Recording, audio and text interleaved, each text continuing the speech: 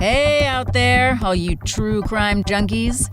Welcome to Season 7 of Unsolved Crime Watch. Sit back, close your eyes, and watch us solve another unsolvable crime. Can you believe it? I mean that we've already been doing this for 7 years. 8, actually, because of the pandemic. Because we only did the one broadcast in the 2 years we were locked down. 8 years. When we started out, I was just entering my 30s. Time flies, doesn't it? Anyway, I'm Molly Daniels, and this is Season 7 of Unsolved Crime Watch. What we'll be calling simply the Bunny Loving murder. You know what? I'll pull back the curtain a bit. Because we were going to call this season something else entirely. We argued over it. My co-host Paul Warren and me, and our faithful producer Stanley Billings. Whether to emphasize Johnny Vaughn's conviction. This is what Paul wanted, at least at the beginning of all this, when we started our investigation. What Paul saw was the strong probability that Johnny Vaughn had been convicted and incarcerated for the murder of his girlfriend, Bunny Loving, when in fact he was either innocent of the crime, or at the very least, that he'd been railroaded through an unjust trial on the basis of evidence that simply didn't substantiate his guilt. In Paul's mind, at the beginning, at least, this was our story. Not necessarily who else might have committed the murder, but that a man had spent 15 years in prison for a crime that hadn't been proved. Well, that was Paul's take, and what he wanted to go with. Our title, for our emphasis, was Johnny Vaughn. Guilty or innocent? My take was slightly different. My question was, if Johnny Vaughn wasn't in fact guilty, then who was? My thought at the beginning was to emphasize the mysteries surrounding Bunny Loving's brutal murder. To follow the evidence wherever it might lead us, even if the trail was cold. And yeah, it was cold. Real cold after 15 years. Once we did start to investigate, though, to pull on the various strands of the fabric surrounding Bunny's murder, things started to unravel. The story started to get interesting, more complicated. Out of the three of us, Stanley, our producer, is the most jaded. From the beginning, Stanley was convinced we were embarking on a wild goose chase. He admitted we might be telling a good story, but in his mind, at the end of the story, Johnny Vaughn was going to be guilty. The blood would remain on Johnny Vaughn's hands. That's what we were going to prove, no matter what our intentions were. But as I said, the more we dug, the more another story started to emerge. A much darker, more twisted, more sinister story.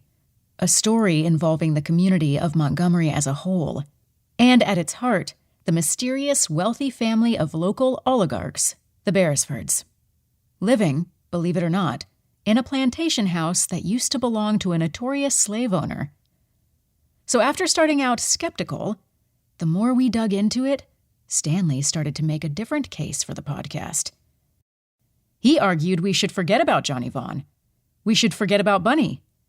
If we were going to try to do something traditional, I mean, to the extent we were going to script something for a traditional podcast and not do something more creative, or not give this up entirely, which was our other option, what we should really be exposing here in our podcast was something else.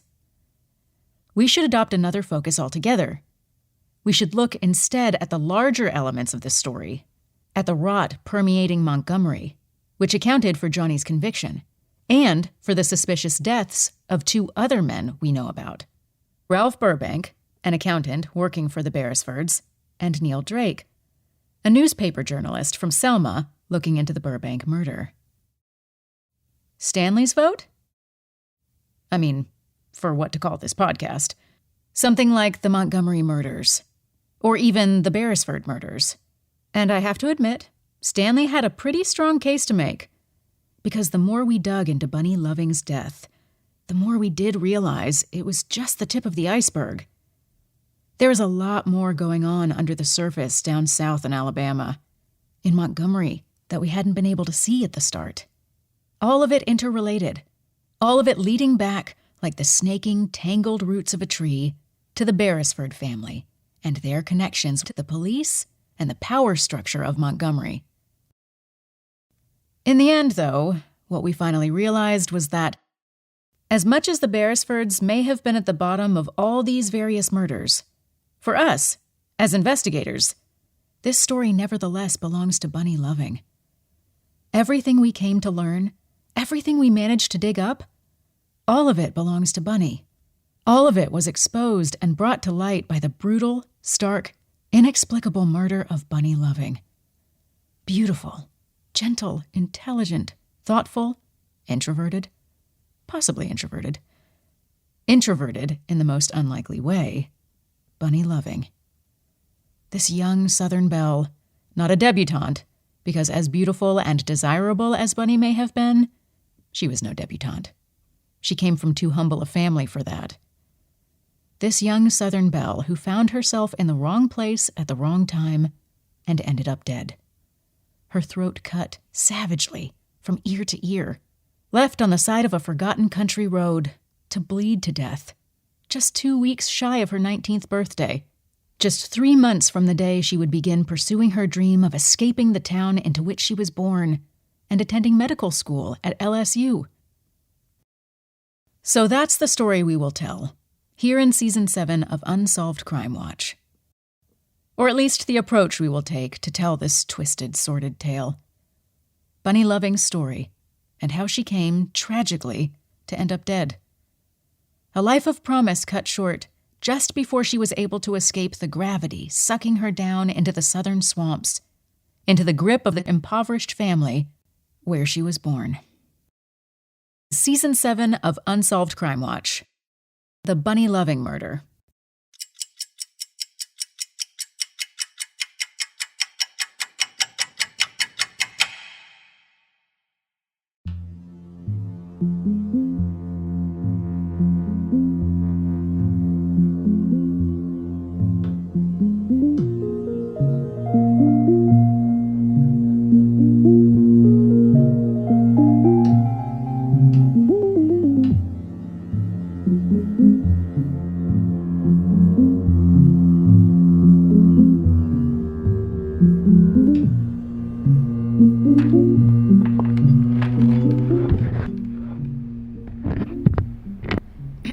So, what do you think? I don't know, Molly. What? Come on, Stanley. You do know what you think, you're just not saying. Melodramatic? Well, I can tone it down a bit. But I'm not saying anything that isn't true here. The thing is, you have to remember, it's not like Bunny's murder was such a huge deal. And Montgomery, maybe. Nationally, though, it hardly made the headlines. There was the article in People, but that's just because Bunny was so, well, beautiful, blonde, blue-eyed, cheerleader. But the article about her murder was just that. It was pictures of Bunny, pictures of a dead girl. It's not like anyone knew anything about her, or about the murder, you know what I mean? So when you start talking about everything, you can't assume anyone knows anything about her. And I doubt too many people even know the name Johnny Vaughn. It's just an intro, Stanley. We're just laying the groundwork, giving everyone an overview. Yeah, I know. And I'm not necessarily disagreeing with your approach. I'm just saying you're jumping into it like everyone already knows who Johnny is. That he's in prison, that he was convicted of killing Bunny. Like everyone already knows who Bunny is, and that they care who actually killed her. Okay, I hear you. Maybe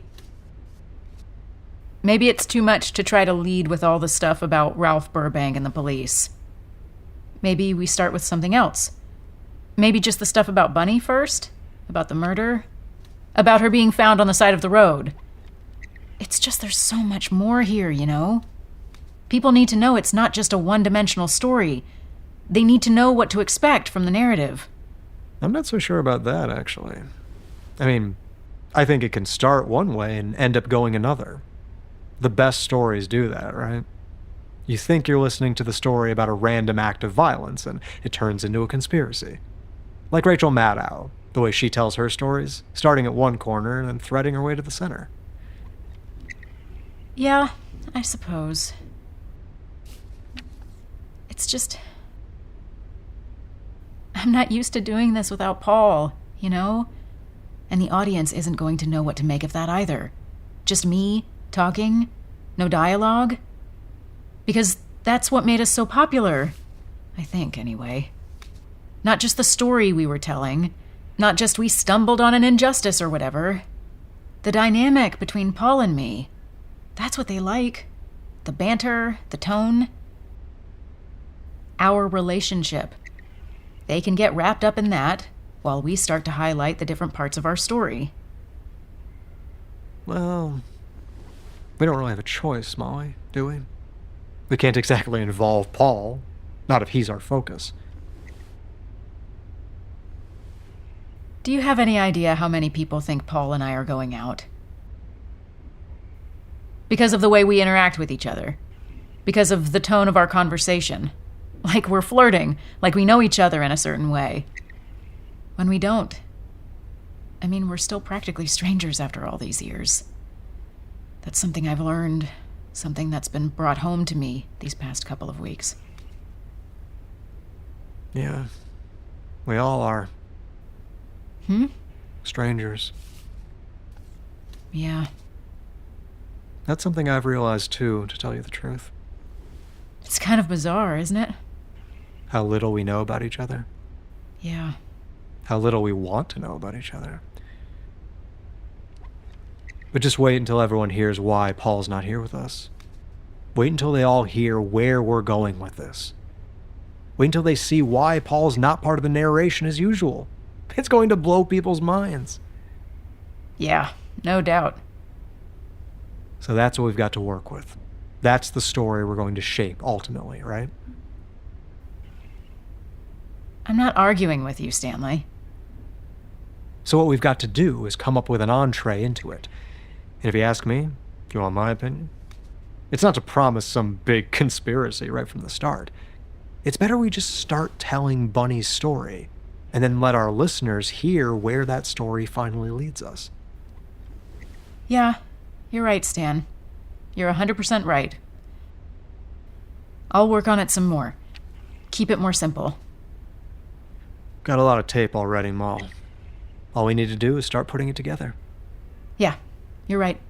The question is, how long before Paul starts getting suspicious? Well, we can just pretend, right? I mean, he's not here anyway. And he's busy, tracking down the Drake and Burbank leads. So he's not aware of what we're doing. And to the extent he is, we just act like it's business as usual. Nothing to see here. We're working on Season 7, no different from Season 6. Exactly. So I'll take another pass at it, then. The intro, I mean. Less conspiracy, more Bunny. I'll keep it organic. I'll be curious to see what you come up with. What about you? You gonna work on something today? The Neil Drake tapes. You've got 1 million of them to get through. Thousands of hours. That's where I'm going to start anyway. With the Neil Drake tapes.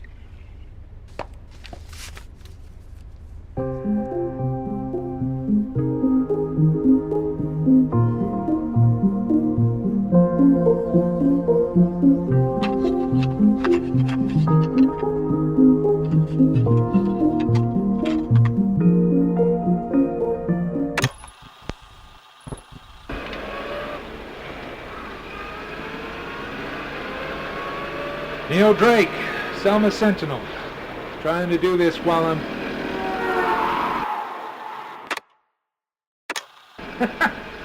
driving. On my way to...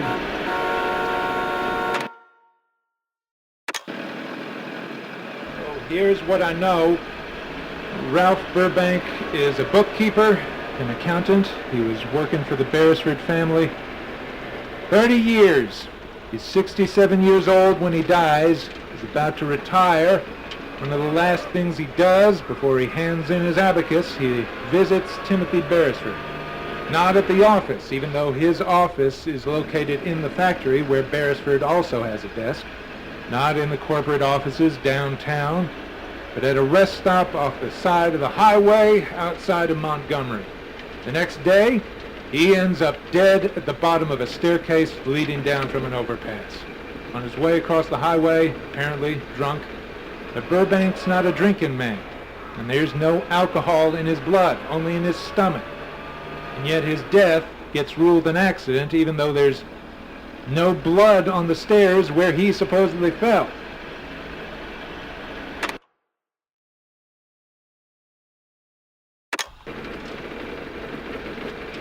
Officer Casey Hatfield, Montgomery PD, he finds the body. Strike that. He's the first officer on the scene. An old homeless woman finds the body. Stumbles on it at 2 in the morning, calls it in to 911. Officer Hatfield shows up a couple of minutes later, like he's already there, basically. He's the one who concludes Burbank took a tumble down the stairs when he hadn't. He's the one who determines Burbank was drinking when he wasn't.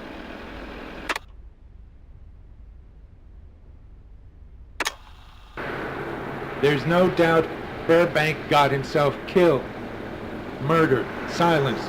He knows too much. He gets greedy on his way out the door. He looks for some kind of payout from Beresford. Beresford has him killed. The question is, who does the killing? Seems pretty obvious. The police are in Beresford's pocket. It's a small town, Montgomery. Bigger than Selma, but still.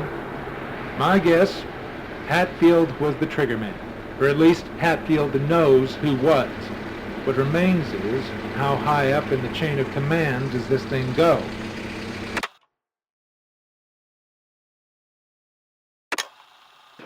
Okay, Ginger Levin, secretary to Captain Antoine Purser, Montgomery Police. What does Ginger tell me? Ginger tells me Purser has a bank account in the Cayman Islands. I don't have this on tape because she was pretty pissed off when she discovered I was recording her. But this is what she told me. The chief of police in Montgomery has a bank account in the Caymans. She doesn't know how much is in it, or she says she doesn't, but she tells me she overheard him on the phone one day arranging for some sort of wire transfer, and she got the impression he's talking about a lot of money. A lot. She tells me she snoops. She finds some papers in his office. She even gives me the name of the institution in the Caymans. Spice Trust and Banking. Not that I'm going to be able to learn anything from them, but that kind of answers my question, doesn't it? I mean, it doesn't really matter how much money is at play here. The fact is, the chief of police in Montgomery, Captain Purser, has a secret bank account in the Caymans. So maybe Officer Hatfield pulls the trigger. Maybe he's the one who beats Burbank to death, or maybe he's just another foot soldier helping to cover this thing up. But it goes higher than Hatfield, obviously. The rot goes all the way to the top before snaking its way over to Timothy Beresford. Okay, time to meet Mrs. Ralph Burbank. Ruth. Time to knock on Ruth Burbank's door and see what she knows.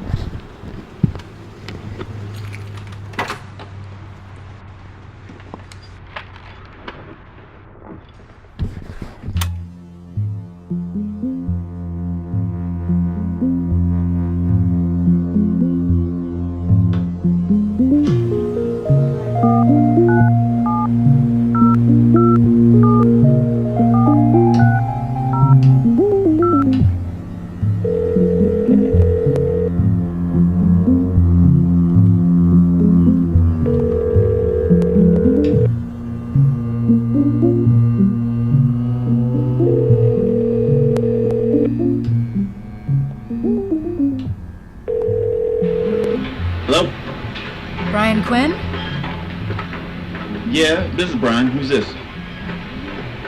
My name's Molly Daniels. I called yesterday, left you a message. Did you get it? Oh, yeah, Molly, right. Said it was something about Paul Warren, right? Yeah, exactly. Montgomery High. Jeez. That was, ages ago. Yeah, it wasn't so easy to track you down. So what's this all about? I mean, what has Paul done? I heard the two of you were friends.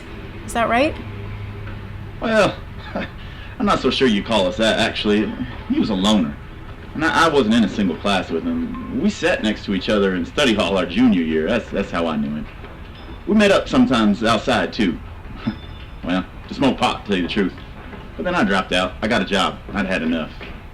But while you were still in school, you hung out together. You smoked pot, as you say. You weren't really friends? Not really. I mean, I wouldn't say that. I hardly knew him. He was funny. Real funny guy when he wanted to be. Cracked me up. In study hall, junior year, I mean, he was this real shy guy otherwise. He hardly spoke to anyone. I don't think he was too happy. Just like me. My family came down here from Chicago, so I didn't know anyone. Didn't fit in. Thing is, Paul didn't either. Even though he was born here, right? Like, no better than I did. Like I said, he was a real loner. And then in study hall with me, I don't know, he sort of opened up. He became a clown. I guess I brought that out in him because I was a bit of a clown myself. Not a serious student. I was flunking out, D's, F's. What did he end up doing, by the way? I haven't heard anything about him since. I don't go to reunions, you know. Why would I? I don't keep up with anyone from the old days. Shit. I hated that place. Montgomery High. He became a journalist. I guess that's what you'd call him. A journalist? What was that, like a reporter, right? Yeah, a reporter. You're kidding me, a reporter? Wow, well, I'm not so surprised. He was a brain, you know. He was always quiet, but he was always reading, always studying. Just with me, he became a clown. I don't know why. And you? You're a carpenter, right? Yeah, contractor. I got my own business. Still in Montgomery. Still in Montgomery. Paul? He lives in New York now. Well, I'm not surprised. Well, what's this about then? Bunny Loving. Bunny? Bunny, wow. Whew, it's been a while since I heard that name. Bunny Loving. Specifically, I just wanted to ask you what you know, what you might be able to remember about Paul and Bunny Loving. Did they know each other? Know each other? Well, I'm not sure about that, but... Yeah? He was obsessed with her. Obsessed? What do you mean? Obsessed. Like, he fucking wrote her poems. He fucking spied on her, followed her. Obsessed. That kind of obsessed. Were they going to go to prom together? Nah, I wouldn't know about that. Man, this is ancient history. I was long gone by then. Man. If you want my guess, though, I doubt it. I sincerely doubt it. I mean, he was such a loser. Well, I mean, in relative terms, he wasn't exactly popular. A girl like Bunny? She wouldn't have had any use for him. And she was with that other guy, right? Been a while, but, Johnny Vaughn. Yeah, Johnny Vaughn. Yeah, exactly. Johnny Vaughn, that's right. Christ, I'm just remembering. Oh, he killed her, right? Johnny Vaughn killed Bunny, senior year. That was after I dropped out, but I think I remember that now.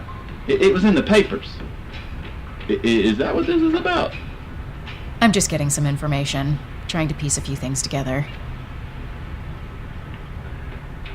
You didn't actually tell me who you are. I'm a journalist too. You telling me you're investigating Paul, right? You saying he had something to do with it? The murder? You don't sound surprised. No more than hearing he's a reporter living in New York. You want to tell me why?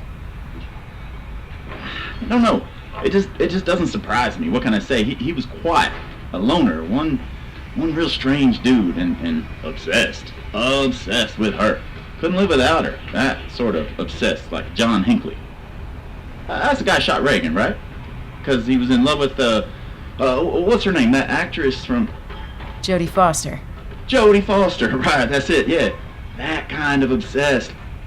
Like I said, I didn't really know him, but it doesn't surprise me, that's all. Like, if you're telling me he's the one who killed Bunny, not Johnny Vaughn, it don't surprise me at all.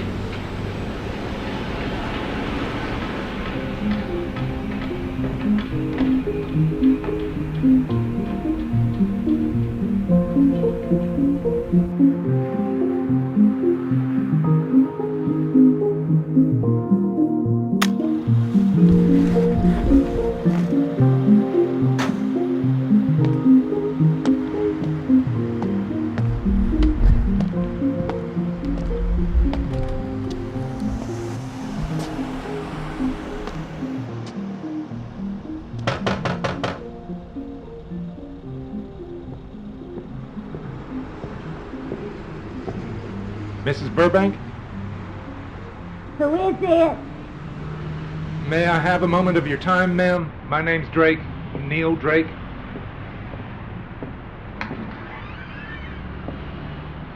What do you want? Just a few minutes of your time to ask you a few questions. Who are you?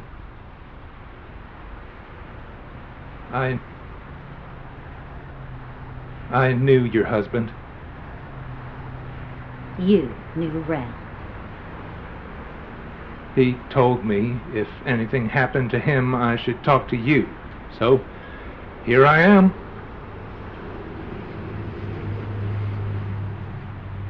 Come inside.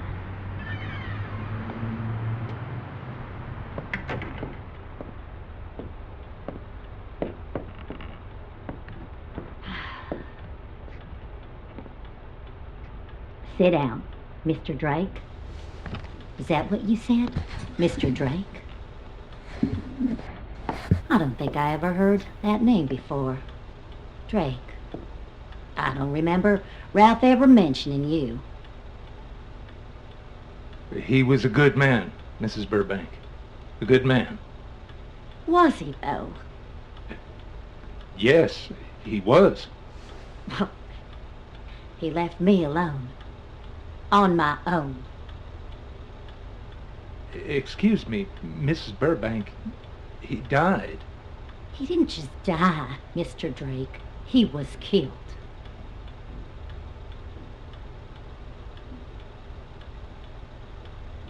Is that what you think?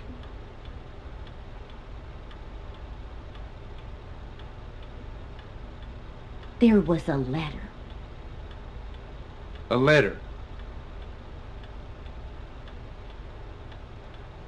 He left me a letter. In the safe deposit box. He told me, if anything happens to me, open this letter. He... do you have the letter?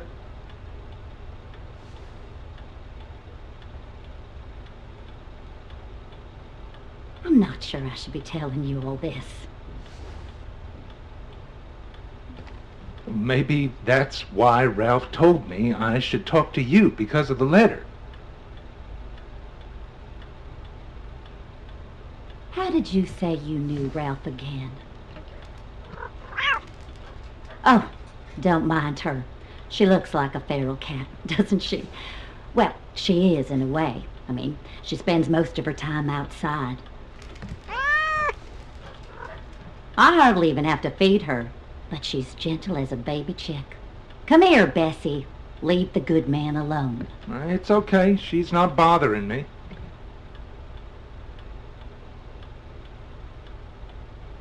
You haven't answered my question, Mr. Drake. The question? How is it you knew Ralph? I don't think you told me. Did you? We... You seem nervous, Mr. Drake. Are you lying to me? You're not much of a poker player, are you, Mr. Drake? I don't know what you mean.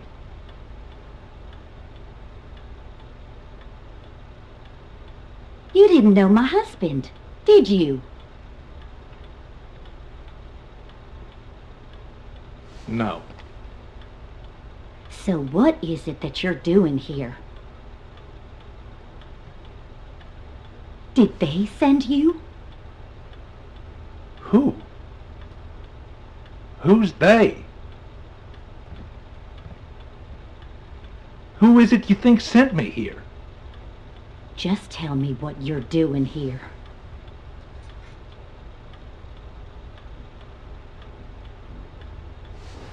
I'm a reporter. I'm working on a story. A reporter. Is that right? I should have known it. A story about Ralph? About Ralph, yes. About corruption in the police department here in Montgomery. You'd better leave, Mr. Drake. What about the letter? I destroyed it. You... Really? Why? Why would you destroy it? He wasn't a good man, my husband. What do you mean? Government contracts, bribes. You mean the parts they were manufacturing at the Beresford factory? Submarine parts, right? I've said too much already. Ralph was... What was Ralph doing? His hands were dirty. The reason he's dead, the reason I'm alone now, it's his fault. All his fault. I'll lose the house. I mean, can you imagine that? Maybe you don't care, but I don't know where I'll go now. I don't know what'll happen to me. Did you read the letter? Can you tell me what it said? It's time for you to leave now, Mr. Drake. If you could just tell me what the letter said, specifically. Take my advice, Mr. Drake. Stop asking questions. If you keep asking questions, you'll end up dead, just like Ralph. Please. Go, Mr. Drake. It's time for you to go. Now! Get out! Get out now, and listen to me. If there's someone in the world, someone you love, if there's someone in the world who depends on you, stop asking questions. Just let this one go.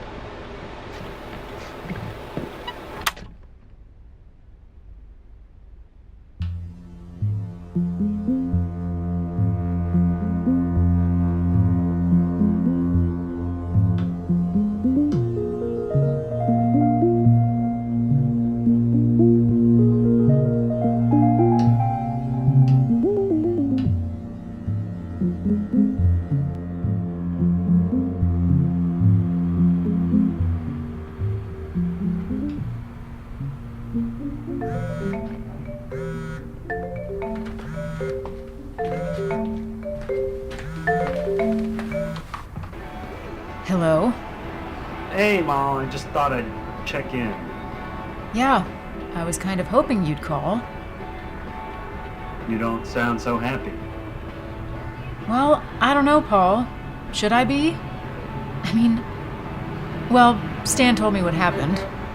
You flew back down there, back down to Alabama. I just thought, you could have talked to me first. I feel kind of blindsided. I know, Mom. I'm sorry about that, but it was Stan's idea too.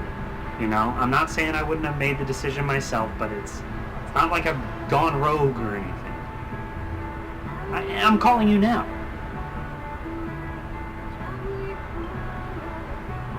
Look, I needed to be here, Mom. I really did. I mean, what can I do in New York anyway? Assuming this is a project we're committing to, and it is, right? What am I going to add up in New York? You and Stanley have those bases covered. You've got copies of all Neil Drake's tapes. You know everything I know. And there's a lot to sort through. Hours of listening, his notes too. You've got his notes. I need to be here to continue investigating. Forgive me?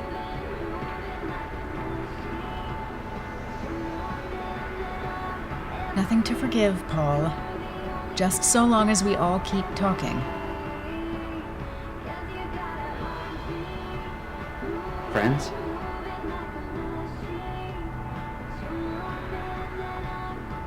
Friends. Thanks, Mom. I appreciate that.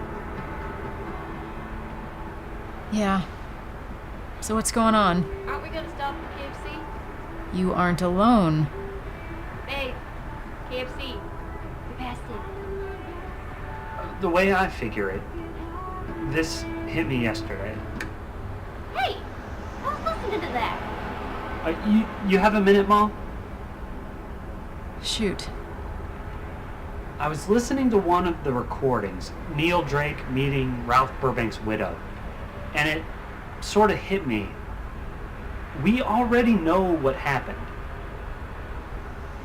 Burbank was retiring. He knew the Beresford secrets, so he hit Timothy Beresford up for some money. In his eyes, it was only fair, right? He'd been working for the Beresfords for 30 years. He deserved the severance. He deserved a comfortable retirement. The only problem was Timothy Beresford couldn't risk the secrets getting out, and he doesn't like the idea of being blackmailed. He can pay Burbank off, but what's to keep Burbank from hitting him up again? Or for that matter, from spilling his secrets even after he's been paid. So Beresford has Burbank killed. Now, we don't know exactly who did the killing, but we do know the police were involved, either actively in the killing or after the fact, covering it up. Babe, you're ignoring me. I'm hungry, and I want a sun drop. Yeah, we'll get something in Prattville. Why are we going to Prattville? Just hang on, okay? Just hang on. You've got your hands full, huh? I'm going to Prattville now. That's where Johnny was, right?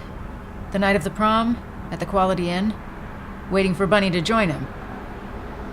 Yeah. It's been 15 years, but I'm doing a little reconnaissance, I guess. I should have done it last time. I'm retracing steps. Measuring how long it takes to get from one place to the next, trying to figure out what actually happened. Yeah, well, whatever. What's that supposed to mean? It sounds like that's not all you're working on today. That's all. Seriously? Yeah, seriously. Drop me off here then. I'll take the clothes back. Can you just hold on a second? There's a KFC in Prattville, right? I don't know. I don't know anything about Prattville. Look it up. On your phone, look it up. KFC doesn't have sun. Just look it up. We'll stop at a market too. We're going to the Circle K. I should let you go, Paul. Wait. Hang on, Mal. Okay? I was just starting to tell you about my epiphany. Your epiphany. About how it hit me. We know basically that Timothy Beresford had Ralph Burbank killed. We know the police were involved. And look, we know that Neil Drake died right in the middle of his investigation into Burbank's death. You're talking about my father. It was ruled a suicide, the same way Burbank's death was ruled an accident, right? Yeah, so? The same way Johnny Vaughn was found guilty of Bunny's murder. Yeah. Coincidence? I mean, Drake is connected to Burbank by his own investigation, sure. But what is it that connects all three deaths together? All three violent deaths. Because all three were violent. Burbank busting his head open. Drake shot to death, supposedly at his own hand, out in a forest somewhere. Bunny's throat cut, left to die on the side of the road. That must be Stanley. I think Stanley's here. The police, Molly. The Montgomery police. Officer Hatfield. Captain Purser. In Timothy Beresford's pocket. Right? So the question is, what is the connection between Bunny Loving and the Beresfords? Is it just a coincidence that Bunny's Aunt Ginger Loving was Captain Purser's secretary? Is it just a coincidence that Bunny and Grant Beresford were intimate? Maybe. But I thought, this is what I have to figure out. if there's a connection between the killings which would have accounted for the police wanting Bunny dead. Not just the police, Hatfield, Purser. So, I tracked them down. Mal, you following this?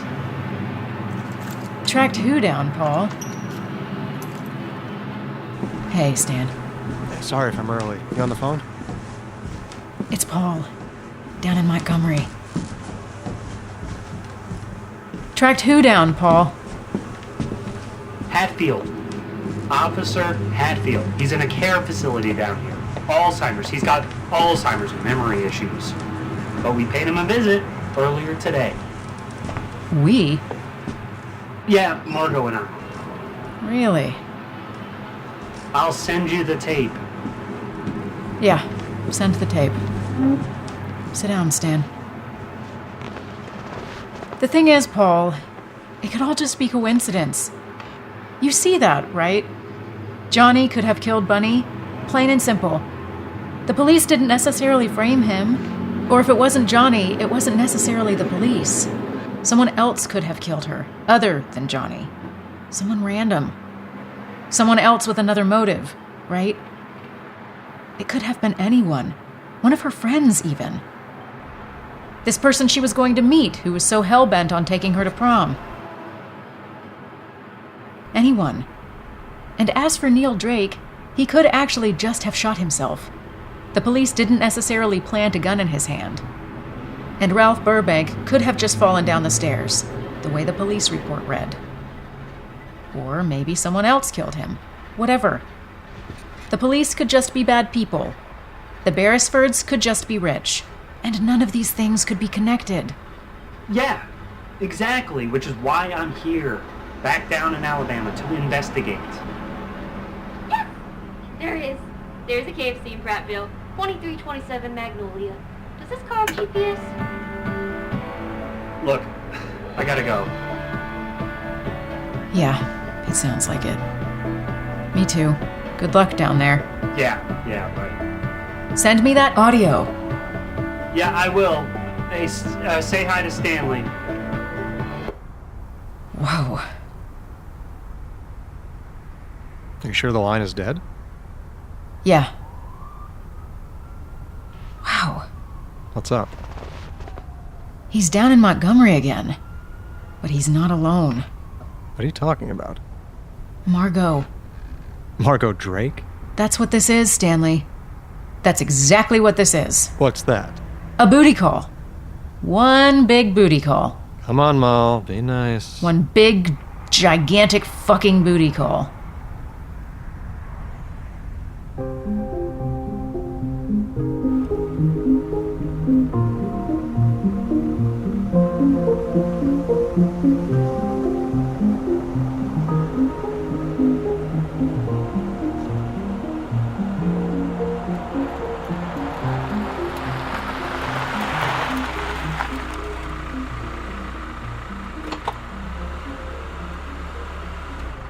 Stay in the car.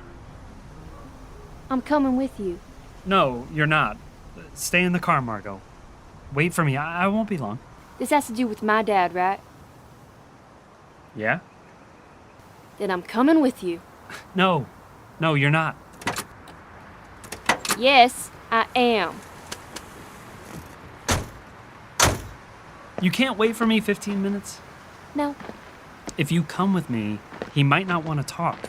Do you want to screw this up? I'm coming with you, Paul. I don't care how it goes. I'm coming with you.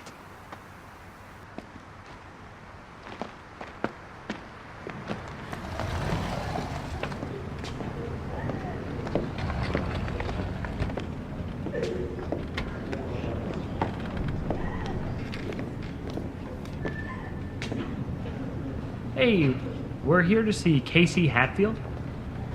Hatfield? Really? Yeah, Casey Hatfield.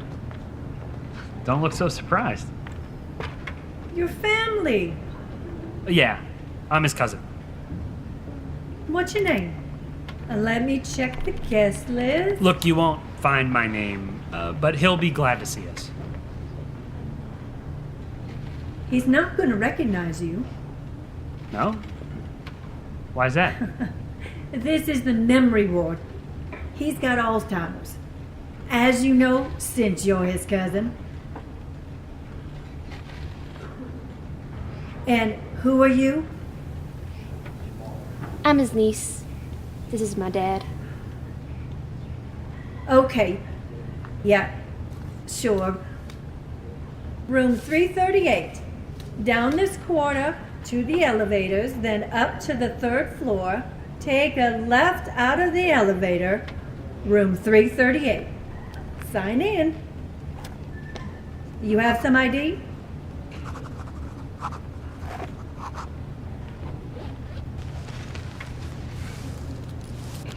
Thanks. Yeah, thanks.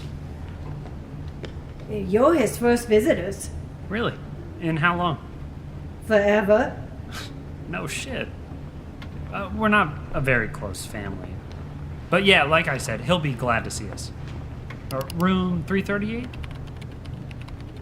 338. Thanks.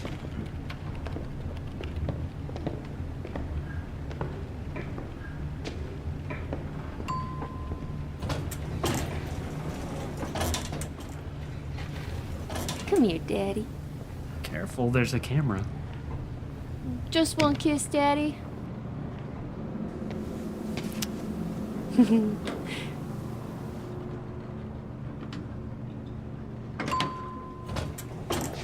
Okay, 338. You're so fucking hot. Did you know that? Yeah. Yeah, right. Of course you do. 338. Mr. Hatfield? Who is it? What do you want? You mind if we come in? Do I know you? You mind if we sit down? Who are you? My name's Paul.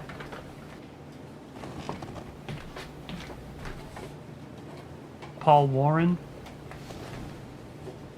This is my friend Margot. Margot Drake. Neil Drake was my father.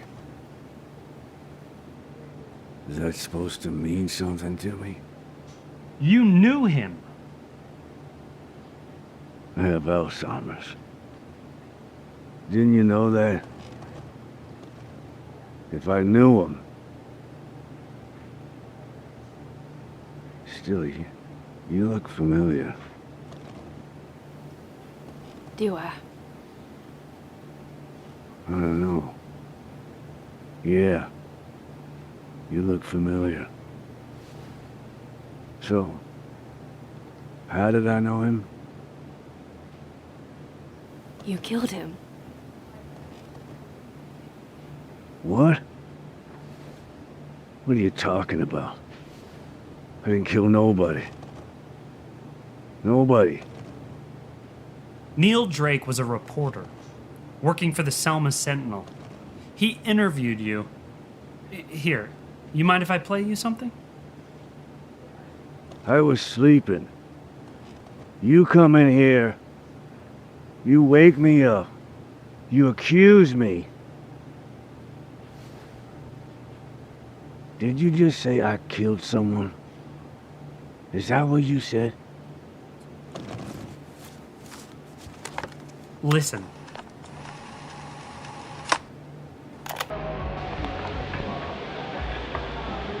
You're Officer Hatfield, right? Casey Hatfield. Didn't I just tell you to fuck off? Ralph Burbank. That name mean anything to you? Who are you? See, once I got to thinking about it, about Ralph Burbank's homicide, I realized something. It's so obvious. It's sort of staring right back at you, you know, when you look at the case. You were the first officer on the scene. I have that from the official report. The 911 call came in at 2 a.m., 2:13 exactly. It lasted all of 3 minutes. A woman walking on the street after midnight, some old bag lady. I hope that isn't an offensive term, bag lady. It sure sounds offensive. A homeless woman. Does that sound better? A homeless woman crossing from one side of the ring road to the other stumbles on Burbank's body. She doesn't have a cell phone because she's homeless. She doesn't have anything except a bundle of old clothes, a bunch of shit, I don't know. But she decides to call the body into the police. She reaches the shelter where she's staying at around 2, asks to use the phone, calls in the body. The call comes in at 2:13. She hangs up at 2:16. You know when you show up in response to that call? 2:19. Not even 5 minutes later. Who are you, buddy? 3 minutes. It's my beat.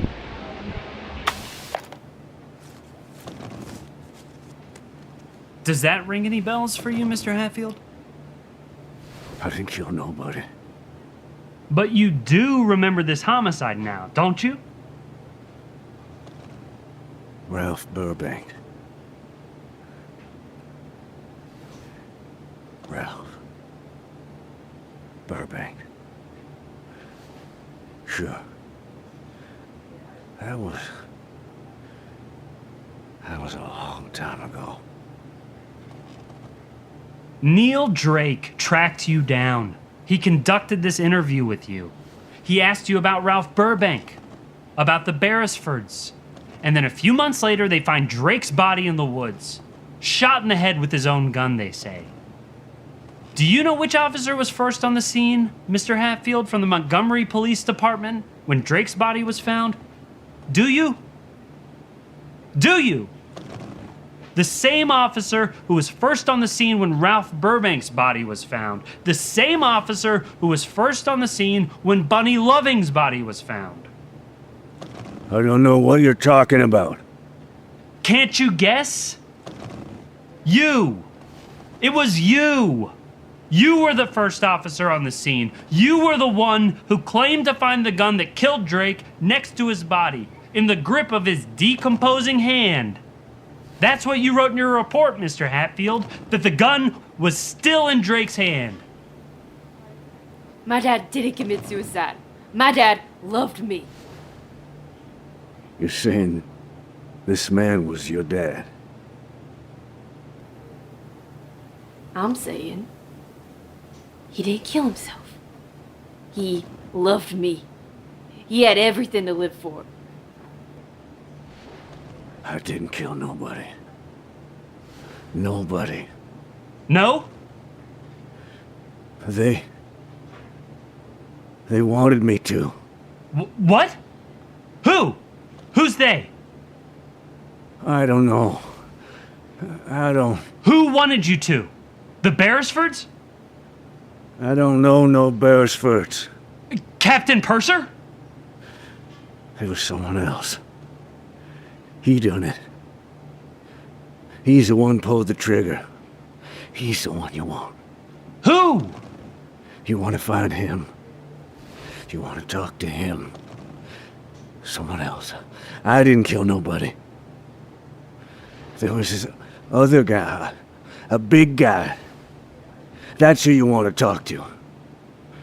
All I ever done was clean things up. Give us a name. How can we believe you? I'm telling you, I didn't kill no one. No one. Never. All I done, I cleaned things up. That was my job.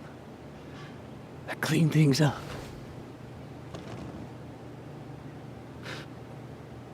I'm calling the nurse. See, I press this button, the nurse comes. You gotta get out of here.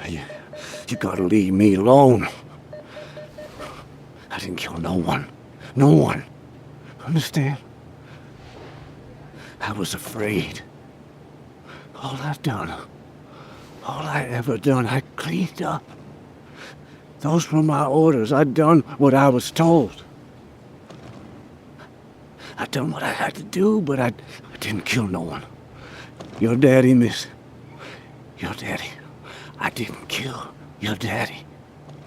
I didn't kill no one. No one. Understand? What's going on in here? I didn't kill no one. Calm down, Mr. Hatfield. What's going on in here? We were just leaving. I didn't kill no one. Let's go.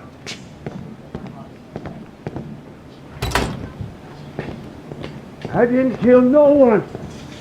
Here? No one.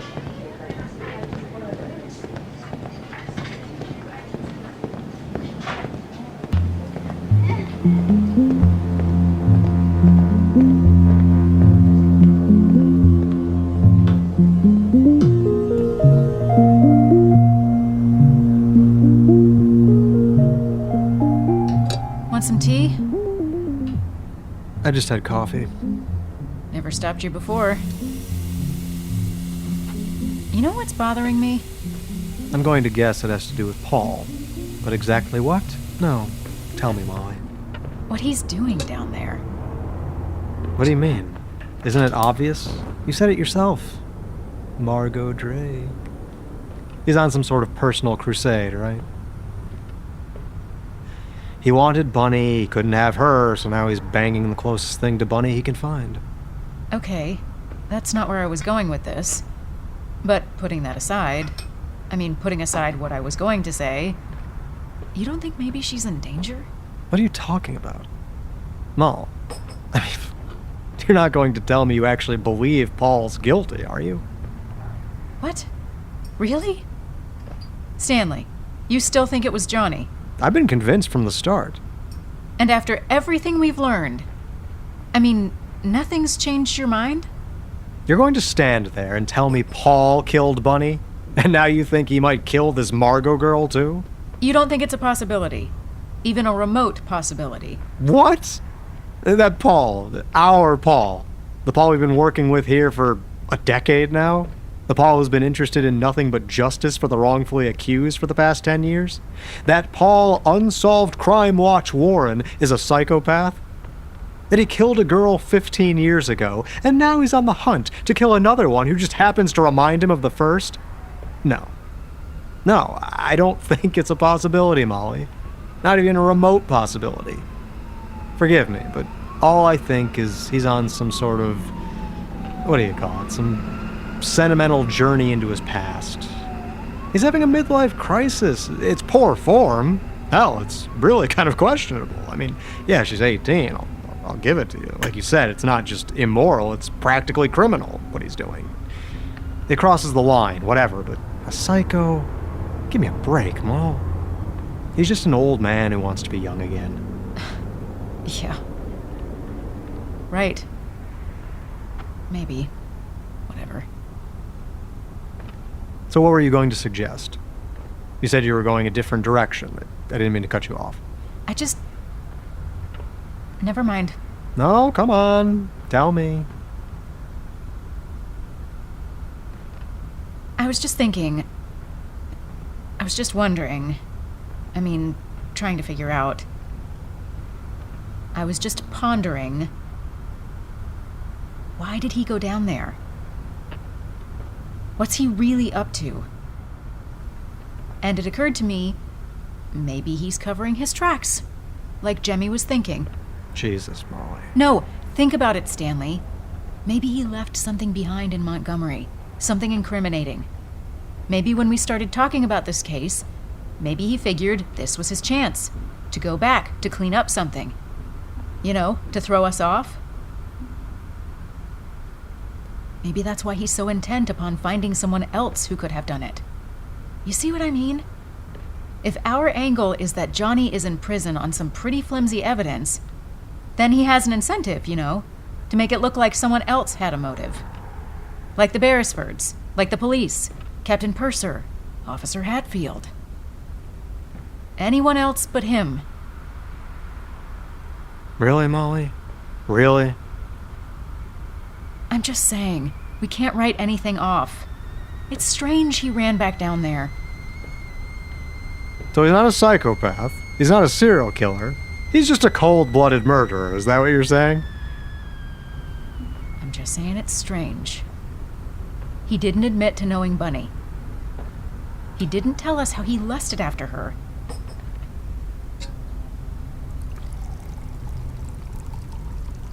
He didn't tell us she was going to meet him that night. The night she was killed.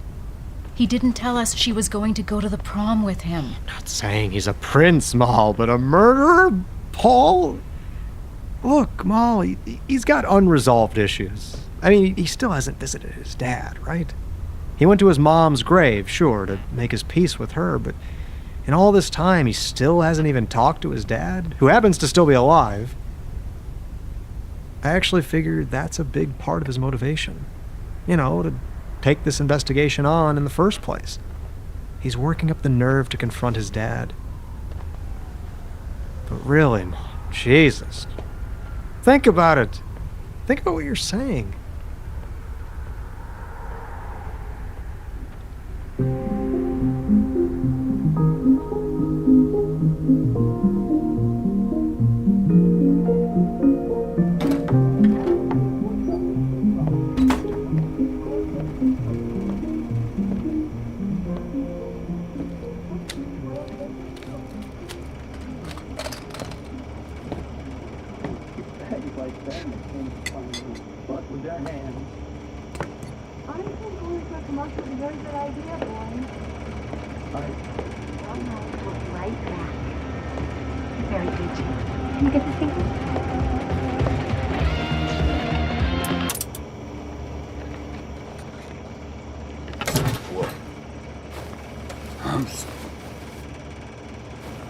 Who are you? You don't look like much of a wolf now, do you? What? What do you want? Who are you? You don't recognize me. Is that thing yours? The wheelchair? Yeah. The wheelchair. What the fuck? What are you doing? Don't do that, man. I need that. You know how much that thing cost me? What happened to you? Accident. Yeah? What kind of accident?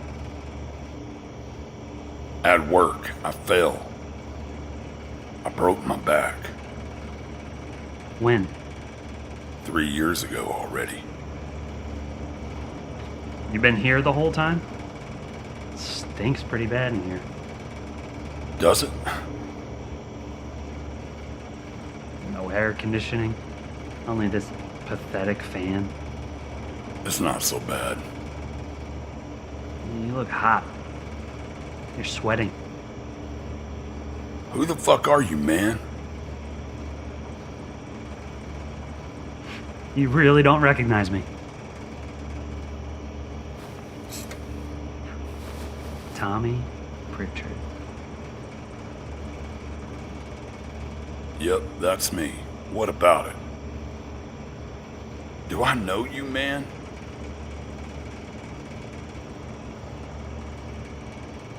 I can't believe you ever scared me.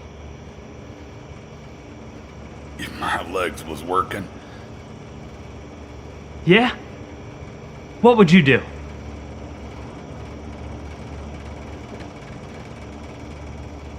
How'd you get in here anyway? That wife of yours? Darla. She didn't seem to think it was such a big deal, letting me in. I gave her $20, sent her off to the liquor store. Darla. Darla! Oh, she'll be back. Don't worry. Who the fuck are you? Darla! I told you, Wolf. She's gone. But she'll be back soon, I'm sure. If she loves you, anyway. But right now, house is empty.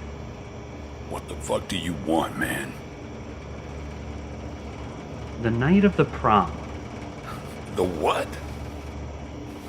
Carolina Beatrice Loving. Bunny. Are you fucking kidding me? Who are you? She went out to the quarry, to the forest, to meet someone. But she didn't have a car. She needed a ride. She called you, didn't she? She asked you to come pick her up. Wait a minute. Wait a minute. Yeah? I know who you are, man. I know who you are. Yeah? You're that. Yeah? We used to. Yeah? You used to what, Wolf? Fuck. Fucking hell. Something's funny, Wolf? Yeah, something's funny. You want to tell me? You had a fucking hard-on for her then. That's what's funny. And you still got the same fucking hard-on for her now.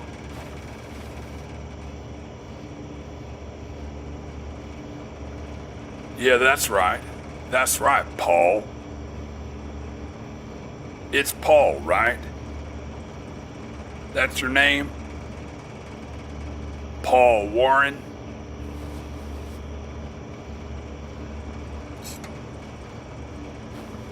You think we didn't know? We knew it. Everyone knew it.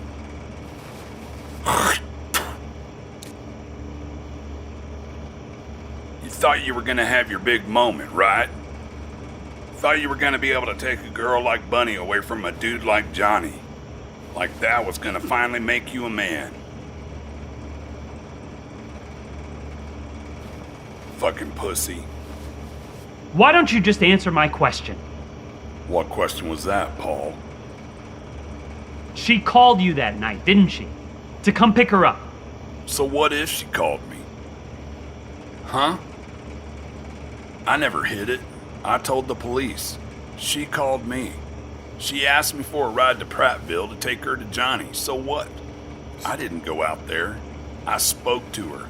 I told her I was too fucked up to drive, because that was the truth. I was with Charlie and Keith. We was partying. Darla! Get your ass in here! You let this son of a bitch in here? Fetch me my gun. My Glock. Now. What's he doing to you, hun? The Glock. Now. Hang on. I got it right here. Toss it to me. I'm leaving, okay? I'm leaving. That's right, you're leaving, fucking pussy. I'll kick your ass, fucking pussy. You'll kick your ass then, I'll kick your ass.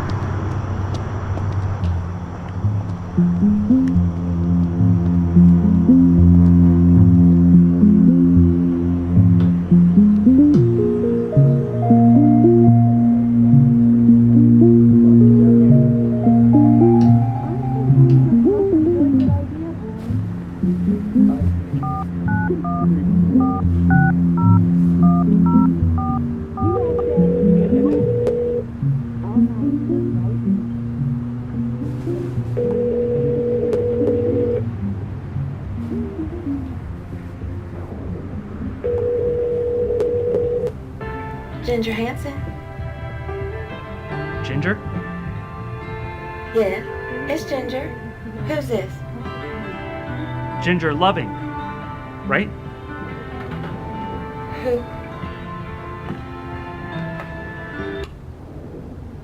Who is this? My name's Paul. Paul Warren. Look, don't hang up, okay? Well, what do you want? I understand you go by Hansen now. What do you want? Just to ask you a few questions. Paul Warren?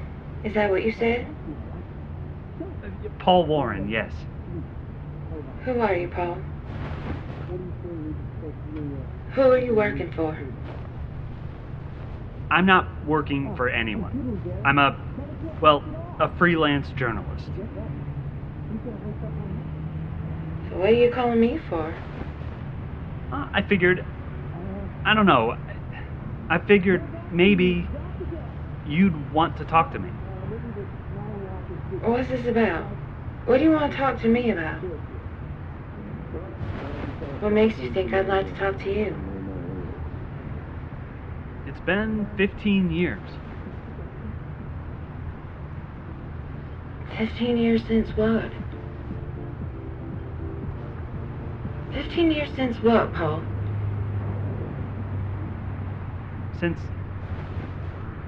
Look, the dust's settled.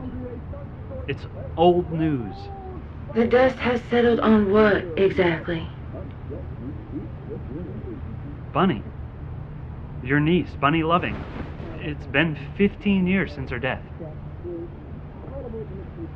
Since her murder, you mean? Yeah. 15 years since her murder. 15 years since Johnny Vaughn was convicted. You're barking up the wrong tree, Paul. Am I? I don't know nothing about her murder. Nothing. You disappeared. Ginger? 15 years ago, just after Bunny was murdered. 15 years ago. Just after Ralph Burbank was murdered. 15 years ago. You just up and left.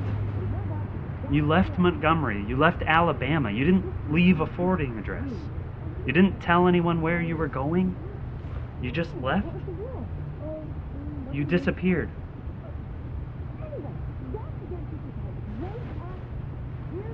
It wasn't safe. You want to tell me about it? You want to tell me why, Ginger?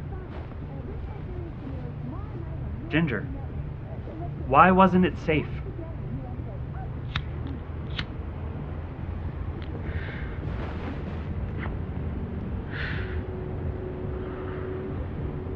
Ginger, why wasn't... He caught me. He caught you? Who? Who caught you, Ginger? Caught you doing what? Purser. Antoine Purser? Chief of police? Yeah.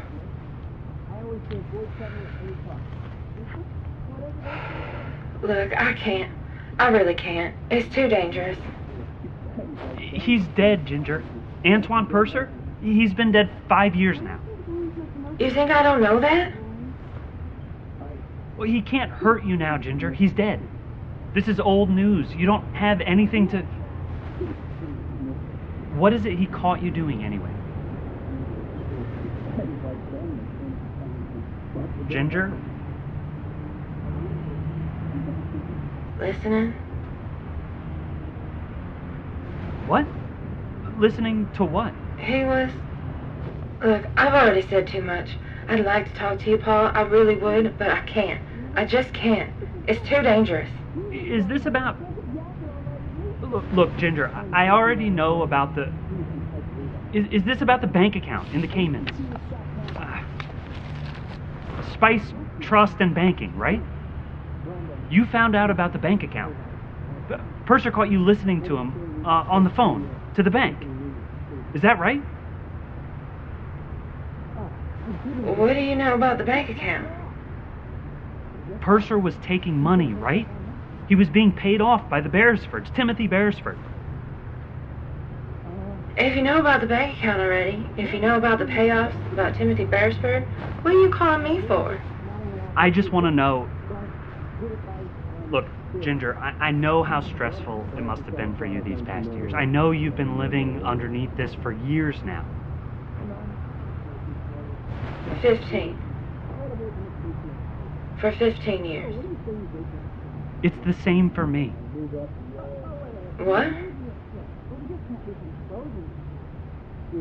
I knew her. I knew Bunny. I'm not sure I understand. I was in high school with her and Johnny Vaughn. I'm just not sure I understand what this has to do with Bunny. I mean, Ralph Burbank, yes. The Beresfords, Timothy Beresford, but... Look, Ginger, I just want to know if there's a connection. You were Bunny's aunt. I don't know what you're asking me, babe. If you told her something, maybe. If Bunny knew. If Bunny knew what, babe? If Bunny knew what? You said it yourself, it was dangerous. Purser was dangerous. I mean, you left Montgomery. You disappeared because it wasn't safe for you in Alabama. Not after Purser caught you listening. People were dying. People were getting killed. Exactly. Exactly, Ginger. And I was just wondering, you know, if Bunny was one of those people. You know, if maybe you had told her something about Purser. Maybe she knew something that Purser didn't want anyone to know. If maybe she was silenced the same way Ralph Burbank was silenced. No.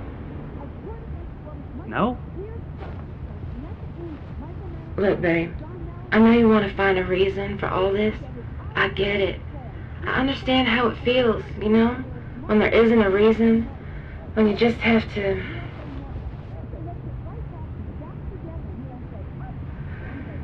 But look, babe, listen to me. I didn't even know Bunny. Not really. I saw her once or twice my whole life. Once or twice, okay? The last time I saw her, I think she might have been 5 or 6 years old. That's how I knew Bunny. As a little girl. A baby. So no.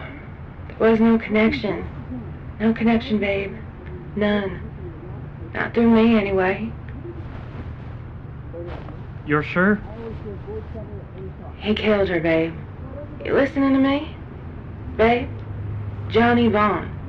He killed her. Plain and simple. Johnny Vaughn. Or someone else. Someone else like Johnny. Someone else she knew. She was a beautiful girl. Look, babe, you knew her, right? She was a beautiful girl. A flower. A loving. And that's what happens to us beautiful girls. That's what happens to us lovings. We attract the wrong kind of attention sometimes. People want us. They want us so much, they'd rather... I don't know, they'd rather kill us than let us get away from them. Understand? Understand, babe? That's what happened to Bunny. That's all that ever happened to her. She found herself someone to love her, and she got herself killed.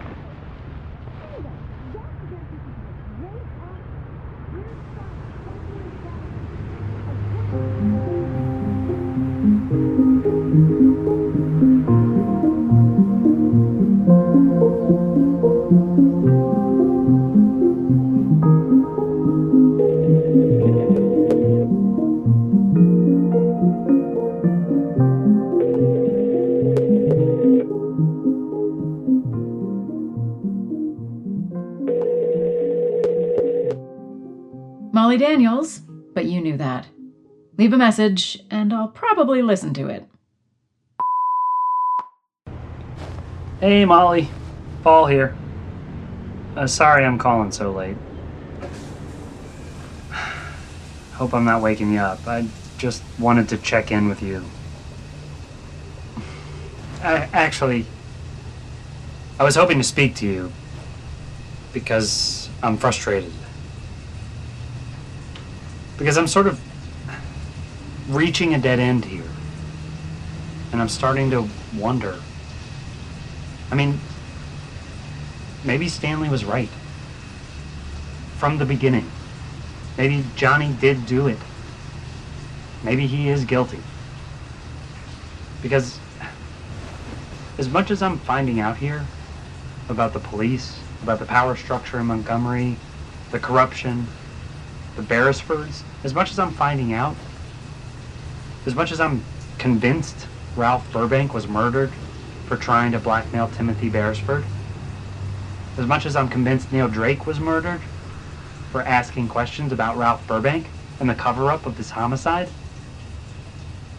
I also think maybe there's no connection between these murders and Bunny's. I don't know.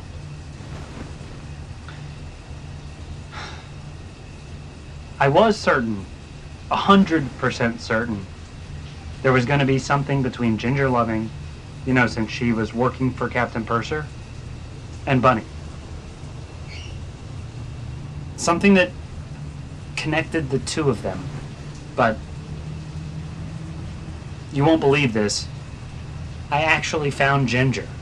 Remember how there was this rumor that she went to Mexico just after the Burbank murder? To Guadalajara or whatever? Well, none of that was true. Turns out she's here. Not in Montgomery, but all the way down on the coast. Not in Alabama, in Louisiana. She never went to Mexico at all. She did disappear, though. She fled. She hid. You know why? Not because her hands were dirty or anything. She wasn't on the take herself. She fled because she found out that Purser was basically working for the Beresfords. She hears him on the phone speaking with a bank in the Caymans. Well, after that, she gets scared, she runs, she spreads the story herself. She's gone to Mexico. But all she really does is go out of state, change her name. She finds another job, she gets married, so anyway. Long story short, I found her, I called her, and she talked to me. She actually talked to me, like she was thrilled to. You know, to get it off her chest, like a confession, like she'd been holding it all in for years. She told me, yeah, she knew about Purser. She basically knew about Burbank getting hit. But she also told me she never breathed a word of this to anyone, not to anyone. She never even really knew Bunny. They were acquainted. They were part of the same family, but she wasn't close with any of the Lovings. She never was. So, it's not like Bunny could have been caught up in any of this, you know? It's a dead end. Pure and simple. This is a small town in the South. That's just the way things are down here. Everyone knows everyone else. Everyone's related to everyone else. So they had the same last name, Loving. But there was no connection between them.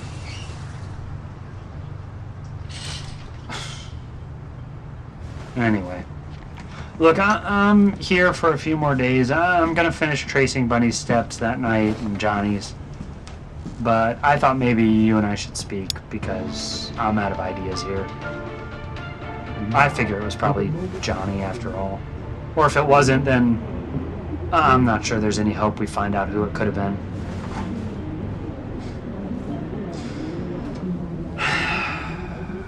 Stanley's gonna be thrilled, right? Ugh. I don't know what we're gonna do with all this tape. Anyway, call me back, okay?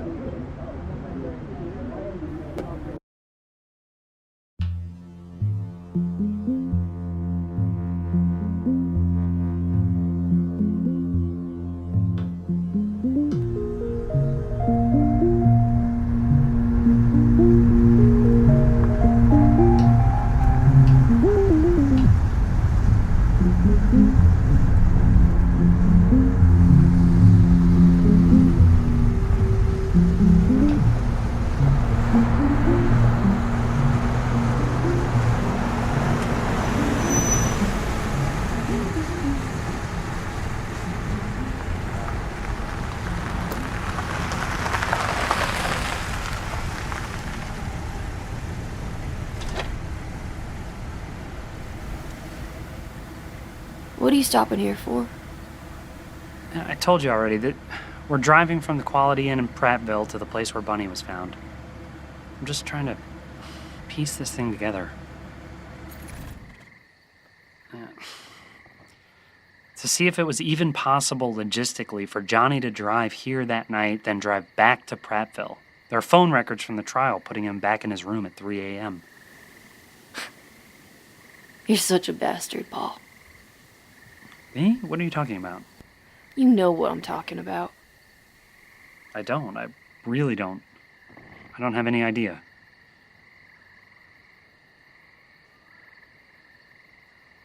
What time did we have when we left Prattville? Margot. It's so dark. I can barely see a thing out there. Maybe I'll just flick the lights back on. Fuck you. What? I don't know what you're doing this for. Doing what? I'm getting out.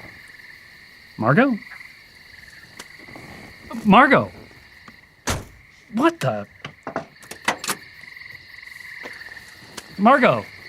Careful! It's so dark. Margot, will you stop? What's going on? Why did you stop here? You know why. I just told you. What's this about? Huh? You're freaking me out. Will you stop? Talk to me. Will you stop? You think you can get me to talk or something?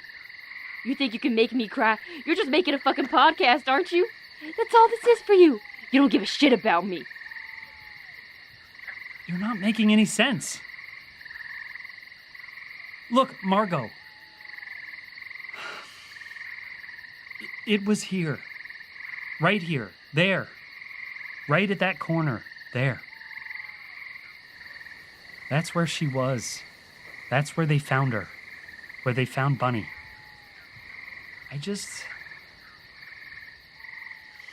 I'll tell you the truth. Let me go. Paul, let me go. I was there that night. Here. I mean, right here. What? What? Yeah. What are you talking about? I met her. Bunny, right here. What are you saying? I never told anyone before. I've never told this to anyone.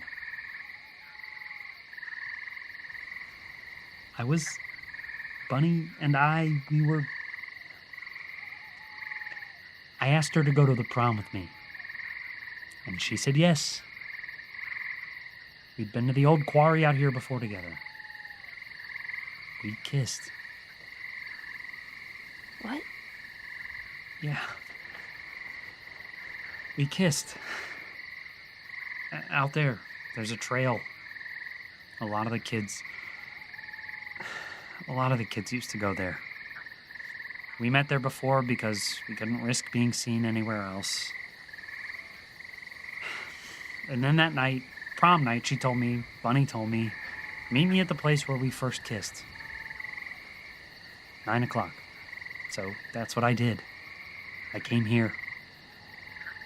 She was here already, waiting for me, dressed in this little white dress.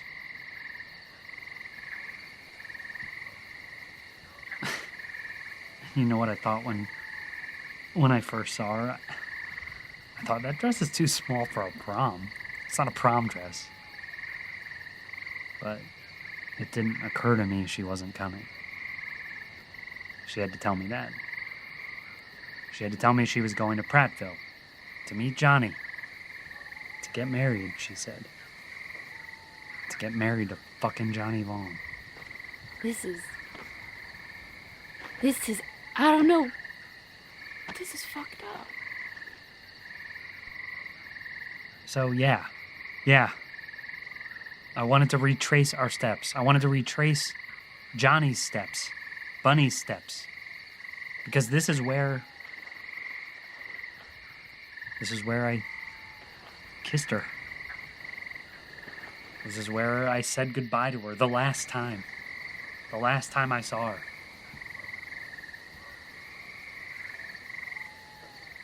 And then the next day, this is where they found her. Still wearing that same white dress, only wasn't so white anymore. It was red, just saturated with her blood. Jesus, Paul. Jesus. Yeah.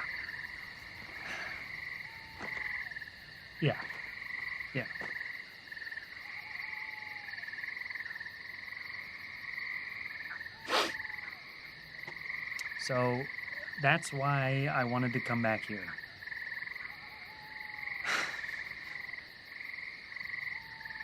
Only, you thought, well, what was that you were saying? I mean, why did you freak out so much, Margot?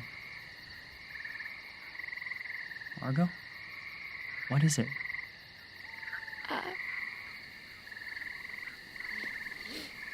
Margot, you said this was just a podcast for me. You said I was trying to make you cry. I don't give a shit about you, you said. What were you talking about? You don't know. No. You really don't know? I have no idea what you're talking about. No, I don't know.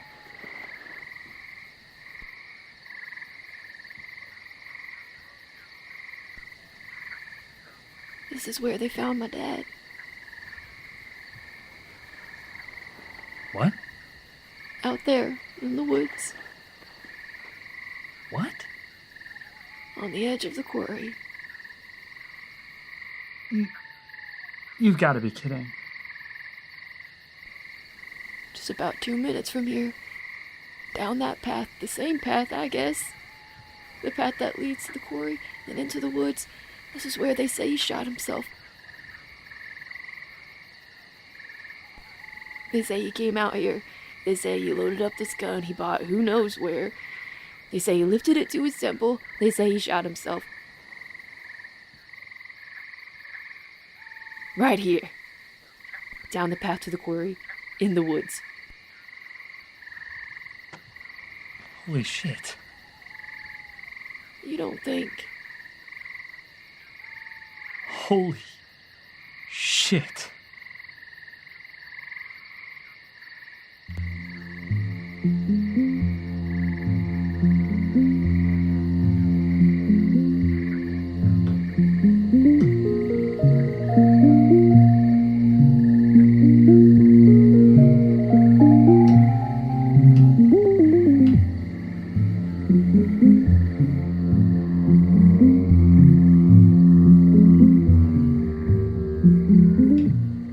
Was written, directed, and produced by Craig Larsen. Sound design, audio editing, and music composition was provided by Josh Allen.